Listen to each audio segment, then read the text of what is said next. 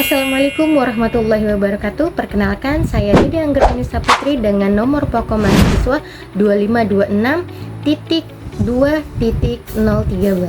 Pada kesempatan ini, saya akan membahas tentang problematika lembaga pesantren pada saat ini sebagai salah satu tugas ujian akhir semester pada mata kuliah Analisis Kebijakan Pendidikan Agama Islam yang diampu oleh Bapak Dr. Haji Muhammad Suaidi MIC. Pesantren merupakan lembaga pendidikan Islam tertua di Indonesia yang telah memberikan kontribusi besar dalam mencetak ulama, pendidik, serta generasi yang berakhlak mulia. Bahkan, eksistensi pesantren pun telah memperoleh pengakuan dari negara melalui Undang-Undang Nomor 18 Tahun 2019 tentang pesantren, di mana undang-undang ini menegaskan bahwa pesantren memiliki fungsi sebagai lembaga pendidikan, dakwah, dan pemberdayaan masyarakat. Berdasarkan data dari Kementerian Agama, Indonesia ini memiliki lebih dari 42.000 pondok pesantren dengan jutaan santri yang tersebar di seluruh wilayah Indonesia.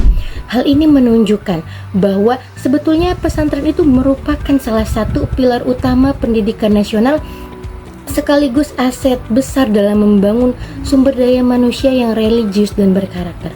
Namun demikian, memasuki era revolusi 4.0 serta pesatnya perkembangan teknologi digital, pesantren kini menghadapi tantangan yang semakin kompleks. Perubahan sosial, perkembangan ilmu pengetahuan, digitalisasi, hingga tuntutan dunia kerja yang mengharuskan pesantren transformasi agar tetap mampu menjawab kebutuhan masyarakat tanpa meninggalkan jati dirinya sebagai lembaga pendidikan Islam. Salah satu problematika yang dihadapi sekarang dan yang paling menonjol saat ini adalah kesenjangan kemampuan pesantren dalam beradaptasi terhadap perkembangan zaman. Pada sebagian pondok pesantren yang berbasis Salafi, sistem pendidikan masih berfokus pada pengkajian kitab kuning, pendalaman ilmu-ilmu keislaman, serta pelestarian tradisi ulama terdahulu. Model pendidikan tersebut memiliki nilai yang sangat penting dalam menjaga otentisitas khazanah keilmuan Islam dan membentuk karakter santri yang kuat. Akan tetapi, di tengah perubahan zaman ini, sebagian pesantren Salafi masih menghadapi tantangan yang mengintegrasikan teknologi digital, penguasaan bahasa asing, literasi informasi, keterampilan abad 21, serta pengembangan ilmu pengetahuan umum lainnya.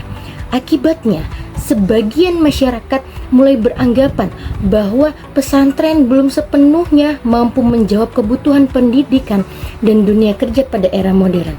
Hal ini tentu menjadi tantangan yang perlu disikapi secara bijaksana tanpa menghilangkan identitas kepesantrenan itu sendiri. Namun, di sisi lain, banyak pondok pesantren modern yang mampu mempertahankan bahkan meningkatkan eksistensinya karena berhasil mengintegrasikan pendidikan agama dengan pendidikan umum, penguasaan bahasa Arab dan bahasa Inggris, dan pemanfaatan teknologi informasi, pengembangan life skill, hingga kewirausahaan. Modernisasi yang dilakukan bukan berarti meninggalkan nilai-nilai keislaman, melainkan menjadi bentuk inovasi agar pesantren tetap relevan dengan perkembangan zaman dan kebutuhan masyarakat saat ini.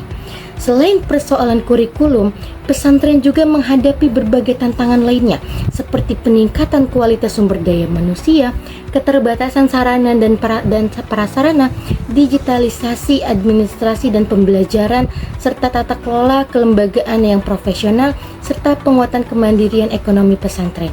Tantangan-tantangan tersebut membutuhkan kolaborasi antara pemerintah, masyarakat, akademisi, dan seluruh elemen pesantren agar mampu menciptakan sistem pendidikan yang berkualitas dan berkelanjutan. Fenomena tersebut menunjukkan bahwa problematika pesantren saat ini bukan hanya persoalan modernisasi, tetapi juga berkaitan dengan manajemen perubahan. Dalam lembaga pendidikan Islam itu sendiri, pesantren dituntut untuk mampu melakukan transformasi tanpa meninggalkan nilai-nilai Islam yang telah menjadi ruh pendidikan Islam.